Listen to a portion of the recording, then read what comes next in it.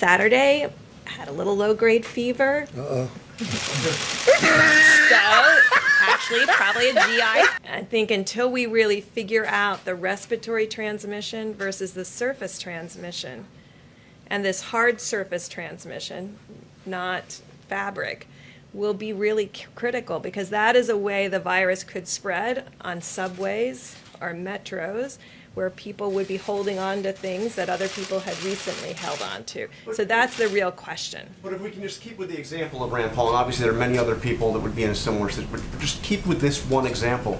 If he hadn't gotten that test, he would still be showing up to the Senate every day, to his place of work. If he had You been wouldn't want that, following would these you? guidelines, he wouldn't have been infecting others because of the social distancing, washing your hands, doing everything that we talked about. So we've talked about also how people make choices because of their jobs, that they have to come in.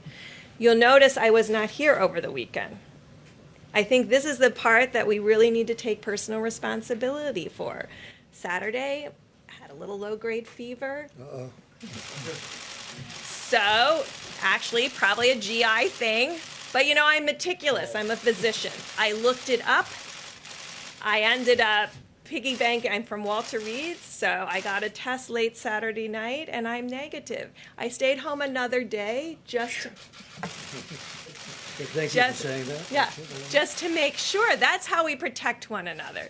So, you know, unless everybody's taking their temperature every day, we can't say that he had no symptoms. These are the kinds of things that we have to do for one another. This is the personal responsibility that I'm talking about, that we all have to practice. And Mr. President, when you say you don't want the cure to be worse than the problem itself, so are you saying that if we kept these measures that we're doing now in place for a couple of months, Well, they will be in place. At some point, we're going to open up our country, and it's going to be fairly soon.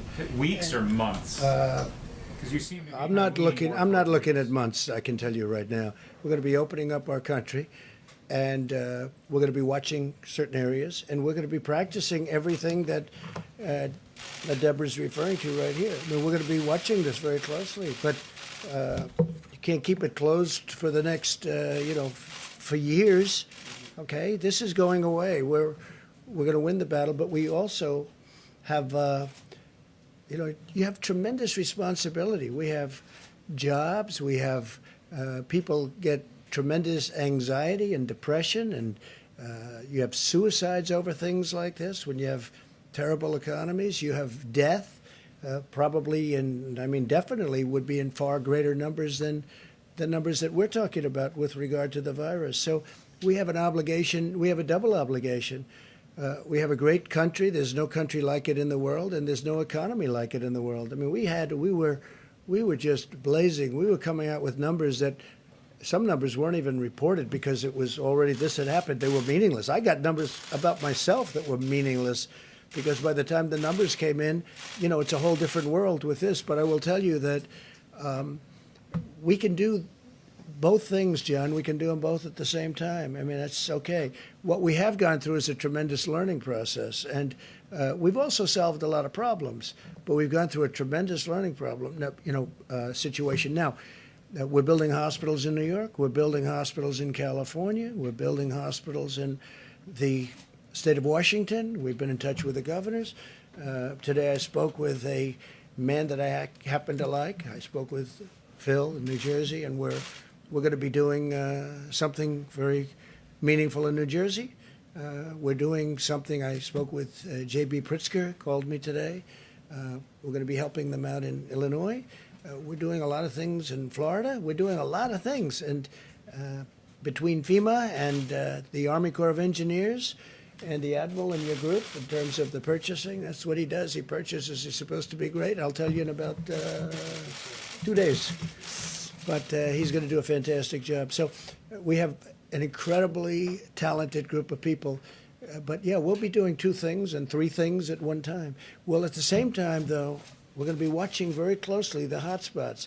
We're going to be taking care and watching very closely our senior citizens, especially those with a problem or an illness. We're going to be watching them very, very closely. And we can do that and have an open economy, have an open country. And we have to do that because that causes other problems. And maybe it causes much bigger problems than the problem we're talking about now. You understand? Jeff, please. Mr. President, following up on that same topic and on your tweet, do you think that the cure so far has been worse than the problem? I think the cure has been very tough. This has been this was an operation. This was somebody going to a doctor and saying, you need an operation. And we've had an operation. We've learned a lot. And we fixed a lot of problems.